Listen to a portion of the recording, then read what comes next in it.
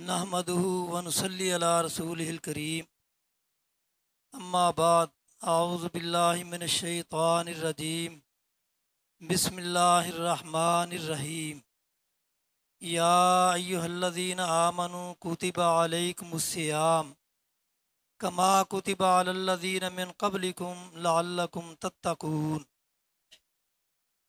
اللہ تعالیٰ نے یہاں اہل ایمان کو بڑے پیارے انداز سے خطاب کیا ہے اور فرمایا ہے کہ اے ایمان والو، تمہارے اوپر روزہ اسی طرح فرض کیا گیا ہے جس طرح تم سے پہلے امتوں پہ فرض کیا گیا تھا۔ اور فرض کرنے کا مقصد کیا ہے؟ لعلکم تتقون، تاکہ تم متقی اور پرہیزگار بن جاؤ، کیونکہ اسلام میں جتنی بھی عبادات ہیں ان کا مقصد ایک ہی ہے کہ انسان کے اندر تقوی پیدا ہو جائے۔ اور پھر اللہ تعالیٰ نے خاص طور پہ اور اسی طرح رسول اللہ صلی اللہ علیہ وسلم نے خاص طور پہ ان چیزوں کو بیان کیا ہے کہ اللہ تعالیٰ نے رمضان کو کتنا احترام دیا ہے، تو لہٰذا اے ایمان والو تم بھی اسی طرح رمضان کا احترام کرو۔ یہ رمضان کا احترام یہ ہے کہ اللہ تعالیٰ نے قرآن جیسی عظیم کتاب کو رمضان میں نازل کیا، اور اللہ تعالیٰ نے رمضان کا احترام یہ بھی کیا ہے کہ رمضان کی وجہ سے اللہ تعالیٰ اپنے گناہ گار بندوں کو جہنم سے ہر روز، یعنی رمضان کی ہر رات میں افطاری کے وقت گناہ گار بندوں کو جہنم سے آزاد کرتے ہیں۔ اور یہ اتنا بڑا اعزاز ہے کہ اللہ تعالیٰ فرماتے ہیں فمن زحزح عن النار وادخل الجنۃ فقد فاز وما الحیات الدنیا الا متاع الغرور۔ جو جہنم سے آزاد ہو گیا اور جنت میں چلا گیا وہ کامیاب انسان ہے، اور یہ دنیا کی زندگی دھوکے کے سوا اور کچھ نہیں۔ اور اسی طرح رسول اللہ صلی اللہ علیہ وسلم نے فرمایا کہ جب رمضان کا چاند نظر آتا ہے تو اللہ تعالیٰ رمضان کے احترام میں جہنم کے دروازے بند کر دیتے ہیں، سرکش شیطانوں کو جکڑ دیا جاتا ہے اور جنت کے دروازوں کو کھول دیا جاتا ہے۔ یہ رمضان کا احترام ہے۔ اور اسی طرح رمضان کا احترام یہ بھی ہے کہ رسول اللہ صلی اللہ علیہ وسلم فرماتے ہیں کہ اللہ تعالیٰ نے اس رمضان میں ایک رات تمہیں ایسی عطا کی ہے، اگر تم اس رات عبادت کر لو تو 1000 مہینے کی عبادت سے بہتر ہے۔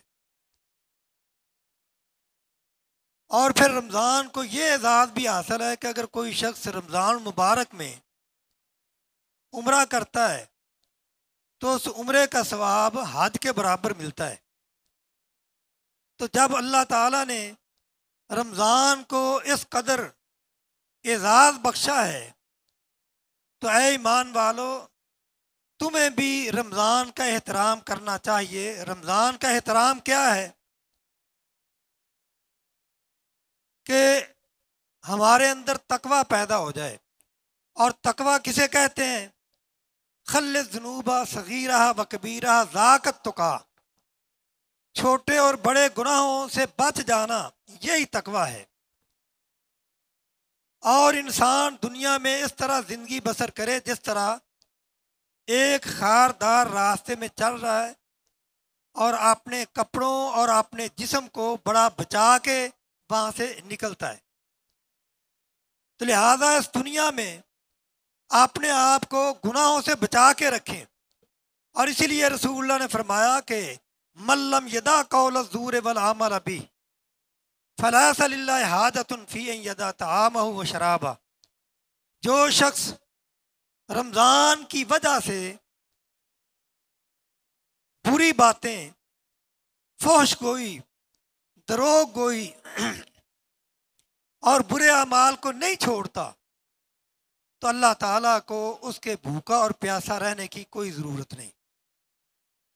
یہ اتنی بڑی عبادت ہے کہ اللہ تعالیٰ فرماتے ہیں من قام رمضان ایمانا من صام رمضان ایمانا واحتسابا غفر له ما تقدم من ذنبی، جو ایک روزہ رمضان کا اللہ کو راضی کرنے کی خاطر رکھ لیتا ہے اللہ تعالیٰ اس کے تمام گناہوں کو معاف کر دیتے ہیں۔ بلکہ حدیث میں یہ آتا ہے، رسول اللہ صلی اللہ علیہ وسلم نے فرمایا من صام یومن ابتغاء وجہ اللہ وختم لہ بہا داخل الجنہ، جو ایک دن کا روزہ رکھتا ہے اللہ کو راضی کرنے کی خاطر، اگر وہ اسی دن فوت ہو جاتا ہے تو وہ سیدھا جنت میں جائے گا۔ یعنی یہ روزہ اتنی بڑی عبادت ہے، اور رسول اللہ صلی اللہ علیہ وسلم نے فرمایا کہ انسان جو عمل بھی کرتا ہے اللہ تعالیٰ نے فرشتوں کو یہ کہا ہے کہ 10 سے لے کے 700 گنا تک اس کا ثواب لکھو، لیکن جب روزے کی باری آتی ہے تو اللہ تعالیٰ فرماتے ہیں کہ اے میرے فرشتوں، تم نے کچھ نہیں لکھنا، کیونکہ تم اس کا ثواب لکھ ہی نہیں سکتے، اس بندے نے روزہ میرے لیے رکھا ہے اور اس کا اجر بھی میں ہی اسے دوں گا۔ یہ کتنا بڑا اعزاز ہے۔ تو اس لیے اللہ تعالیٰ نے اس مہینہ میں قرآن نازل کیا، اور قرآن وہ کتاب ہے، آپ نے آج نماز میں سورہ رحمان کی تلاوت سنی، اللہ تعالیٰ فرماتے الرحمن علم القرآن خلق الانسان، رحمان کا تذکرہ ہے، قرآن کی تعلیم کا تذکرہ ہے، قرآن کی تعلیم کے بعد انسان کی تخلیق کا تذکرہ ہے۔ گویا کہ اللہ اس کی طرف اشارہ کر رہے ہیں کہ اے میرے بندو، اگر تم انسان بننا چاہتے ہو تو قرآن کے ساتھ اپنا تعلق، قرآن کی تعلیم حاصل کرو۔ قرآن کی تعلیم کے بغیر انسان نہیں بن سکتا، وہ پھر انسان نما درندہ ہوتا ہے، کیونکہ اگر انسان کے پاس قرآن کی تعلیم نہیں، وہ جھوٹ بولتا ہے، وہ ظلم کرتا ہے، وہ ناانصافی کرتا ہے، وہ فریب کرتا ہے، اور وہ دھوکہ دہی کرتا ہے، وہ رشوت لیتا بھی ہے، رشوت دیتا بھی ہے، سود کھاتا بھی ہے، سود لیتا بھی ہے، اور اسی طرح زنا کرتا بھی ہے، اور جتنی برائیاں ہیں وہ سب وہ کر جاتا ہے، اسے کوئی پرواہ نہیں ہوتی۔ لیکن قرآن ہمیں یہ تعلیم دیتا ہے کہ اے انسان، ذرا زندگی سوچ سمجھ کے گزارنا، کیونکہ تو ایک اللہ کا بندہ ہے، وہ تیرا خالق اور مالک ہے، اور اللہ تعالیٰ نے قرآن تمہاری رہنمائی کے لیے بھیجا ہے، اور یہ قرآن ایسی کتاب ہے ان ھذا القرآن یہدی للتی ہی اقوم، قرآن تمہیں سیدھا راستہ بتاتا ہے، اور وہ سیدھا راستہ کون سا ہے؟ ان ھذا صراطی مستقیم فاتبعوہ ولا تتبعوا السبل فتفرق بکم، اگر تم نے قرآن کو چھوڑ کے اور راستہ اختیار کیا تو یاد رکھو بھٹک جاؤ گے، جنت کا راستہ چھوڑ جاؤ گے۔ ان فی ذالک لذکری لمن کان لہ قلب او القی السمع وہو شہید، اللہ تعالیٰ فرماتے ہیں کہ یہ قرآن ہر اس انسان کے لیے نصیحت ہے جس کا دل زندہ ہے۔ اگر دل مردہ ہو چکا ہے، جو زمین بندر ہو، شور والی ہو، اس پہ آپ جتنا مرضی ہل چلائیں، جتنا مرضی اچھا بیج وہاں ڈالیں، کوئی فائدہ نہیں ہوگا، آپ کی تمام محنت بیکار جائے گی۔